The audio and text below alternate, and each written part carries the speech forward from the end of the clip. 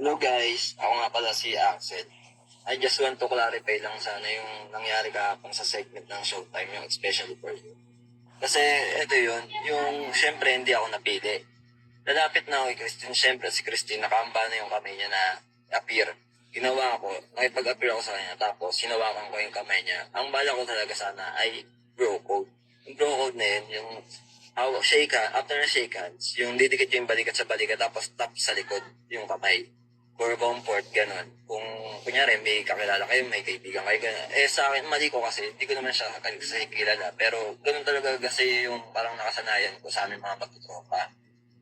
After nun, yung pagkaano ko ng top niya, ang mali lang kasi dun, yung sa angle ng cup.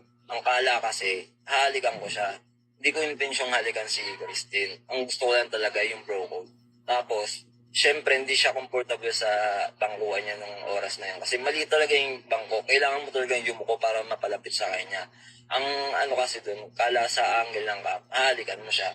Doon, tas nagsigawan sila, may guys, ganyan. Ako na-blanco na ako, syempre, tas napatingin ako sa mga audience. Parang feel ko talaga, sobrang napahiya ako kasi madedemanda ako na wala naman akong masamang intention.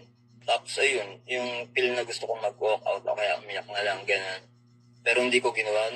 Naging, ano pa rin ako, parang matatag pa rin ako sa harap ng camera para, kunyari, hindi ako nasaktan. Pero deep inside, sobrang sakit. Uulitin ko po, hindi ko po talaga hahalikan si Christine ng time na yun. Walang nakawang halikan. Naganap, wala po. Ang naging ano lang po kasi talaga dun, yung angle ng cam, tsaka reaction po ng mga tao. Na feel nila, nagsigawan kasi sila nun eh. Kala nila halikan ko, pero hindi po talaga. And then, parang na ano talaga ako sa pagsigaw ni Meme Face. Doon na ako na-blanco. Kaya wala na ako nasabi nun. Parang na-speechless talaga ako. Pero sana po sa mga nagbabash po dyan, yung mga nagko-comment ng hindi maganda, stop na po natin yan kasi nakakasakit na din po kayo. Ang hirap din kasi sa social media, yung mas pinaniniwalaan nyo yung napapanood nyo at nakikita nyo. Hindi nyo inaalam muna kung ano yung totoong nangyayari bago kayo mag-post. Kung ano-ano, tsaka hindi nyo alam kung nakakasakit na kayo, gano'n. Gusto ko lang din naman mag-sorry kay Christine kasi nadodamage siya sa mga pambabash sa akin. Ayun lang.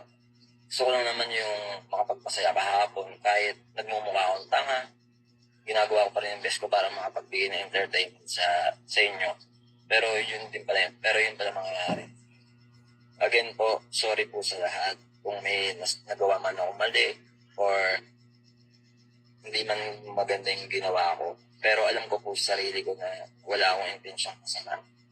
Sana po, stop na po natin lahat ng mga ganyan sa pagpapakalat ng mga fake tsaka uncut version ng mga videos. Yun lang po. Salamat po.